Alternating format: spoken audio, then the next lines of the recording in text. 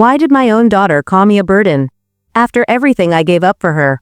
The question echoed in my mind as I stood silently in the warm kitchen. The smell of burnt toast and leftover coffee hanging in the air, like a heavy truth no one wanted to acknowledge. I had just finished drying the last plate when Oakley, my daughter, looked me dead in the eyes and said the words that shattered my soul. "You have one day to get out of this house." My hand trembled slightly, but I didn't respond. I had spent the last 3 years under this roof, not just living, but giving, raising her son, cleaning her mess, cooking her meals, paying for things she never even noticed. Yet, in one breath, she had reduced me to nothing more than an inconvenience. How did I become the stranger in a home I helped build? Kent, my grandson, my sweet, giggling Kent, who once held my hand to cross the street now, stood beside, her arms folded, smirking. Maybe now I can invite my friends over without the smell of old people. The pain twisted in my chest like a blade. How quickly love fades in comfort. I had sold my apartment to save them when the bank was on their neck. I had poured my savings into the mortgage, silently paying off months when Oakley couldn't, never asking for thanks. If they knew the truth, would they still call me a parasite? But I stayed quiet. I watched them mock me, plan my removal like I was some old piece of furniture. They didn't know the papers I kept locked in my drawer, the house deed, with my name, the insurance receipts in my account, the tuition fees that I secretly covered for Kent's private school just to make him feel special. I had given them everything, my past, my future, even my mother's gold ring. Why do the ones we sacrifice for forget us the fastest? That night, I didn't eat. I sat in my small, shared room, holding the folder close to my chest, like a shield. I could hear them laughing in the living room, making plans for my exit. My heartbeat was slow, not with fear, but with clarity. They thought I was weak, that I had nowhere else to go, that I was nothing without them. But they had forgotten one simple truth. What happens when the parasite turns out to be the owner of the house? And I was ready to remind them, slowly, quietly, with the same grace they mistook for silence, the same patience they mistook for helplessness. I would let them sleep in comfort tonight, because tomorrow, I would take everything back. What would they do if they found out they were living in my house? That question clung to me like smoke as I held the folder in my lap, my fingertips trembling not with fear but with power I had almost forgotten I possessed. I hadn't opened it in 2 years, but every paper inside was a memory I couldn't erase. Deed, bank slips, apartment sale, her signature, my sacrifice, the truth. Oakley thought I was too old to fight back, too tired to stand up, but she didn't know. That pain sharpens you like a blade. How long can someone bite their tongue before they bleed? I sat through birthdays uninvited, dinners unserved, holidays where I was invisible. But the folder remembered. It remembered the night she called, sobbing that she'd lose the house, that her son would be homeless, that I was all she had. I sold everything, packed my bags, moved in like a mother, served like a maid.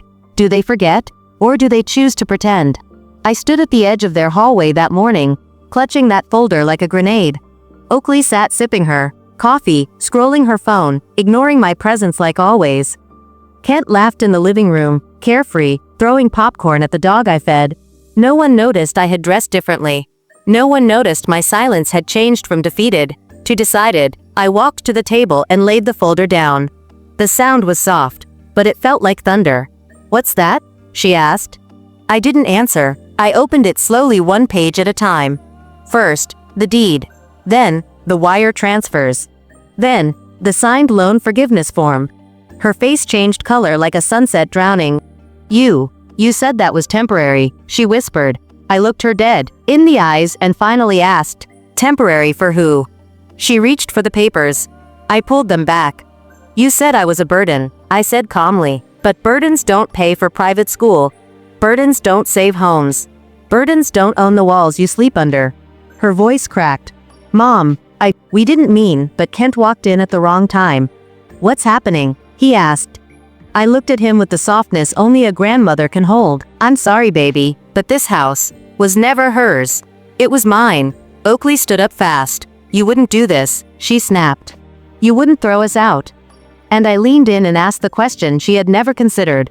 "What made you so sure I wouldn't?" For 3 years, I let her forget. But now, she would remember. Every room, every bill, every unpaid favor, every piece of her comfort was built on my destruction.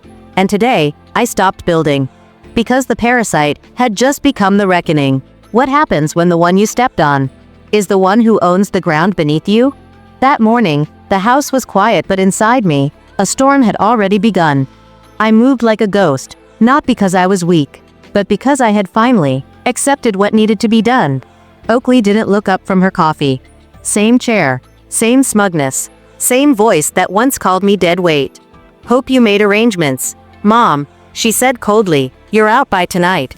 But what if the eviction notice was never meant for me? I placed the folder on the table with a calmness that scared even me. She raised an eyebrow, then laughed until I opened it. Her smirk evaporated.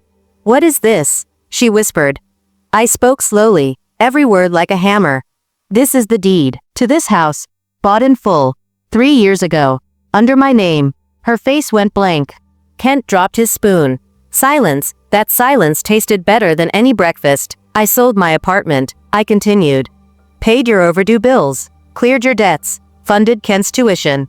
And you gave me silence. You gave me shame." Her lips trembled. "You said it was temporary." I nodded. "It was. Until now." What do you do when the woman you ignored starts reminding you of everything you owe her? I stood taller than I ever had. Not because I was angry, because I was done. "You have 24 hours to leave my house," I said. No louder than a whisper, but louder than any scream she'd ever heard. "I will not be disrespected in a home that I built from sacrifice." Oakley tried to speak, but even her excuses knew they had expired. I walked away, the sound of her silence following me down the hall.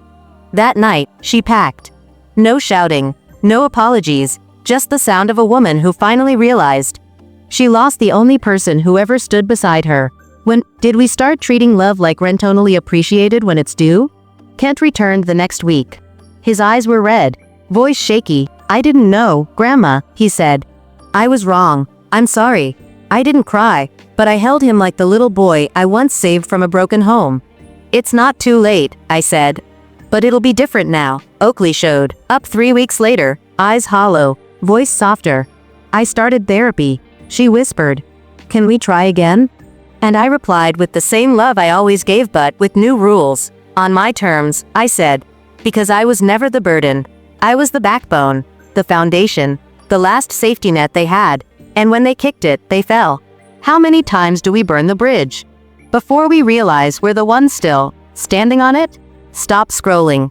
If this story made your heart race, if you've ever been silenced, ignored, or made to feel like a guest in your own life, then this isn't just a story, it's your story.